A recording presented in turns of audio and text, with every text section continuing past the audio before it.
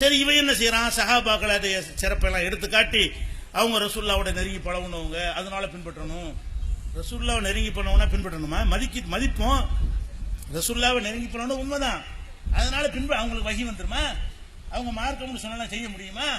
அப்ப சஹாபாக்களா இருந்தவர்கள் ரசூல்கிட்ட பாடம் கற்றாலும் நபிகள் நாயகம் ஸல்லல்லாஹு அலைஹி வஸல்லம் காலத்துக்கு பிறகு அவங்க மாறி போனாங்களா இல்லையா?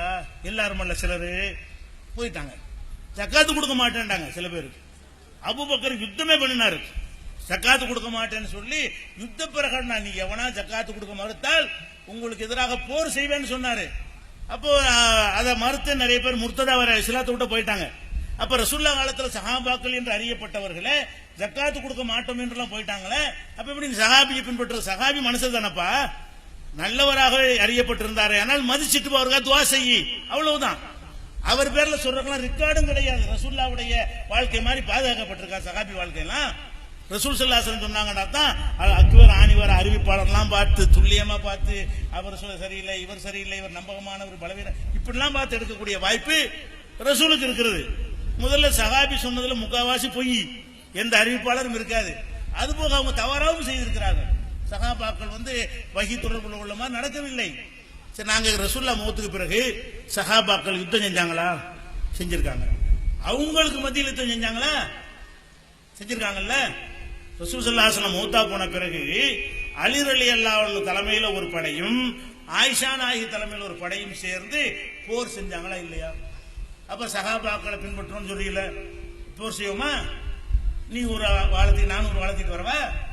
தவறா செய்து விட்டார், அவ்வளவுதான். போர் செய்வது கூட ரசூலுல்லாஹ் ஹஜ்ஜத்துல் விதாவுல எச்சரிக்கை பண்ணாங்க, லா தர்ஜி உபாதி குஃபாரா, எனக்கு பிறகு காஃபிராகி விடாதீர்கள், எவ்ரிபு பாலுக்கும் ரிகாப பாலின், ஒருத்தர் கழுத்தை ஒருத்தர் வெட்டி செத்து போய் காஃபிராயிராது என்னங்க.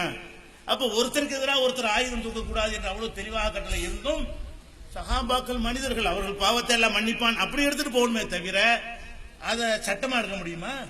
அது மாதிரி நம்மளும் செய்யலாம் எடுக்க முடியும். சஹாபாக்கள் திட்டல, அவங்களோட தியாகத்துக்கு அவன் எல்லாம் மன்னிப்பான், அது அவங்களுக்கும் அல்லாஹ்வுக்குள்ள ஒரு விஷயம் அப்படின்னு போயிடணுமே தவிர அவர்கள் சொன்னது மார்க்கம் இப்படி ஆகும். குர்ஆன் விஷயத்திலே சஹாபாக்களுக்கு எவ்வளவு பிழைகள் நடந்திருக்கிறது. இப்னு மஸ்ஊத் பெரிய சஹாபி, அவர் என்ன பண்றாருன்னா குர்ஆன்ல உள்ள கடைசி 2 சூரா இல்லங்கிறார். 113 114 இருக்க ஃபலக் நாஸ் இருக்கிற அது குர்ஆனே இல்லங்கிறார். உலகமெல்லாம் சேர்ந்து குர்ஆன் சொல்லிட்டு இருக்கிறோம். அவர் ஒரு ஆள் மட்டும் என்ன மறுத்தார். அப்ப சஹாபியை பின்பற்றலாம்னு சொல்லி ஒருத்த மறுத்தா ஒத்துக்குறீங்களா? ஏன்டா மறுத்த? சலபி, நான் சலபி, அவரை நான் பின்பற்றிக்கிட்டேன், அதனால 112 சூரான்னு சொல்லலாமா? அப்ப யாரு சொன்னாலும் என்ன வஹி மட்டும்தான் மார்க்கம் இல்லு. சஹாபி தப்பா செய்வாரு, குறை செய்வாரு. இன்னும் சொல்ல போனா அந்த இப்னு மஸ்ஊத் பெரிய சஹாபி தொழுவும் போது ருக்குவுக்கு போனோன்னு நீங்க ருக்குல என்ன செய்வீங்க? கையினால முட்டுக்கால பிடிப்பீங்க. ருக்குவுல நம்ம எப்படி செய்வோம்? முட்டுக்கால தான் பிடிப்பீங்க. ஒரு சஹாபி இருந்தாரு, இப்படி ருக்கு செய்வார், முட்டுக்கால பிடிக்க மாட்டார். அவர் புள்ள எல்லாம் நல்லா ருக்கு செஞ்சா கூட தட்டு இப்படி செய்யாது, அப்படி இப்படி செய்வாரு ரசூலுல்லாஹ் மௌத்துக்கு பிறகு. அப்ப இது எல்லா சஹாபாக்களும் ஒரு காலத்துல இருந்து மாத்தப்பட்டுருச்சுன்னு அறிவிச்ச பிறகும் கூட அந்த இப்னு மஸ்ஊத் சஹாபி இந்த மாதிரி ருக்கு பண்ணியிருக்கிறாரு. அப்ப சஹாபி பின்பற்றுவோமா? நம்ம என்ன நினைக்கணும்? சஹாபிகளை மதிக்கணும், அவங்களுக்கு துவா செய்யுங்க. அவங்க அன்னைக்கு ரத்தம் செஞ்சு தியாகம் பண்ணி இருக்காவிட்டால் நமக்கு இந்த மார்க்கம் வந்திருக்காது. பத்ர் உஹது போர்க்களத்தெல்லாம் கற்பனை பண்ணி பார்த்தா அவங்க தியாகம் சின்ன தியாகமா? 300 பேர் தான் இருக்காங்க, ஆயிரக்கணக்கான வந்திருக்காங்க. எடுத்து நிக்கிறதுக்கு தைரியம் வேணுமா இல்லையா? ஆயுதம் இல்ல, ஒண்ணும் இல்ல, உடஞ்ச வாழையும் வச்சுக்கிட்டு ஒட்டிய வயிறோட போய் நின்று சாவு நிச்சயம் நிலையில போய் சண்டைக்கு போனாங்க. அப்படி இருந்து காப்பாத்தின இஸ்லாம் வந்திருக்கு. அந்த தியாகத்துல பாராட்டுங்க, அதுக்காக துவா செய்யுங்க. துவா செய்யறது மதிக்கிறது அதெல்லாம் வேற. நம்ம வாப்பாவை மதிக்கணும்ல, மதிக்கணும். பின்பற்ற முடியுமா? பாப்பா மதிக்கிறேன்னா என்ன? பாப்பாவுக்கு சாப்பாடு கொடுக்கணும், ஒரு பொருள் வாங்கி கொடுக்கணும். பாப்பா என்ன செய்யறாரு? வெள்ளிக்கிழமை நீ நோன்பு வைங்கிறாரு, வைக்கலாமா? இது சொல்ல நீ யாரையான்னு கேட்கணுமா இல்லையா? பாப்பா மதிக்கிற விஷயம் வேற. மார்க்கத்துல எதையாவது சொன்னா இதை சொல்ல நீ யாருன்னு கேட்டணும். பாப்பா என்ன செய்யறாரு? நிமாராஜ் நோன்பு வைங்கிறாரு, வைக்க மாட்டோம். பாப்பா போய் சாராயம் வாங்கிட்டு வந்துருவீங்களா? பாப்பா மதிக்கிறேன். அப்ப மார்க்கத்தில் உள்ள விஷயங்கள்ல வாப்பாவுக்கு எப்படி அதிகாரம் இல்லையோ அந்த மாதிரிதான் சஹாபாக்களுக்கு யாருக்கு அதிகாரம் கிடையாது.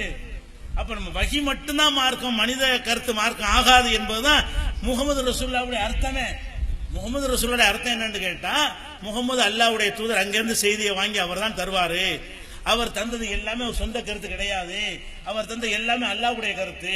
அல்லாஹ்வுடைய கருத்து என்று சொன்னால் அதை பின்பற்ற வேண்டும். மற்ற எவனுடைய கருத்தை நீங்கள் பின்பற்றினாலும் ஒன்னு அவரை நீங்க அல்லாஹ் ஆக்குறீங்க, இல்லாட்டி ரசூல் ஆக்குறீங்க. நான் ஒன்றை சொல்லி ஆதாரம் இல்லாமல் சொல்லி அதை நீங்கள் அப்படி ஏற்றுக்கொண்டீர்களே, ஆனால் என்ன எங்க வைக்கிறீங்க? அல்லாஹ் ஆக்குறீங்க, அல்லாஹ் ரசூல் ஆக்குறீங்க. எவ்வளவு பெரிய பாவம் இது! எந்த மனிதன் சொல்வதை கேட்பதா இருந்தாலும் குர்ஆன்ல இருந்து காட்டினாதான் கேட்கணும், ஹதீஸை எடுத்து காட்டி சொன்னாதான் கேட்கணும். குர்ஆன் இல்லாம அவர் இஷ்டத்துக்கு சொந்தமாக சொல்வாரே ஆனால் அது அவருடைய சொந்த கருத்து, அதை நாங்கள் ஏற்றுக்கொள்ள மாட்டோம். தௌஹீத் ஜமாத் சொன்னாலும் ஏற்றுக்கொள்ள மாட்டோம். தௌஹீத் ஜமாத் உலமாக்கெல்லாம் சேர்ந்து ஃபத்வா கொடுத்து ஆதாரம் இல்லாம சொன்னார்களே ஆனால் அதை தூக்கி போட்டு மிதிச்சிட்டு போய்கிட்டாதீங்க. ஏன்? நாம பின்பற்ற வேண்டியது குர்ஆனையும் ஆதாரபூர்வமான ஹதீஸையும் தானே தவிர, குர்ஆனையும் குர்ஆனுக்கு மாற்றமா இல்லாத ஹதீஸை தானே தவிர இதுகளெல்லாம் கிடையாது.